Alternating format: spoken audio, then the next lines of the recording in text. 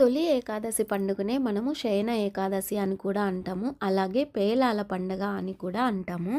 ఈ తొలి ఏకాదశి రోజు ఆ వెంకటేశ్వర స్వామిని ఏ విధంగా మనం ఇంట్లో పూజించుకోవచ్చు అని ఈ వీడియోలో అయితే చూద్దాము. మనం ఈ రోజు పీఠం పెట్టుకోవాలా, లేకపోతే పూజా రూమ్లోనే ఈ పూజ చేసుకోవాలా, ఎటువంటి ప్రసాదాలు పెట్టుకోవాలి, ఈ స్వామిని ఏ టైంలో పూజించుకోవాలి, వేటితో పూజించాలి, ఇలాంటి డౌట్లన్నీ వస్తుంటాయి కదా. ఈ సంవత్సరం తొలి ఏకాదశి పండుగ జూలై 25వ తేదీ శనివారం రోజు వస్తుంది. శనివారం ఏకాదశి తిథితో రావడం చాలా విశేషమైన రోజుగా చెప్తారు.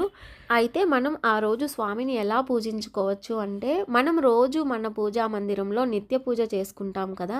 స్వామి అమ్మవార్ల ఫోటోకి పూలు పెట్టుకొని, అలాగే దీపం వెలిగించుకొని, అగరబత్తీలు వెలిగించుకొని, మనం ఏదైతే నైవేద్యం పెట్టగలమో ఆ నైవేద్యం పెట్టి దండం పెట్టుకుంటూ ఉంటాం కదా. అలా చేసుకున్నా పర్లేదు. ఈరోజు విశేషమైన రోజు కాబట్టి స్వామివారి ముందు పిండి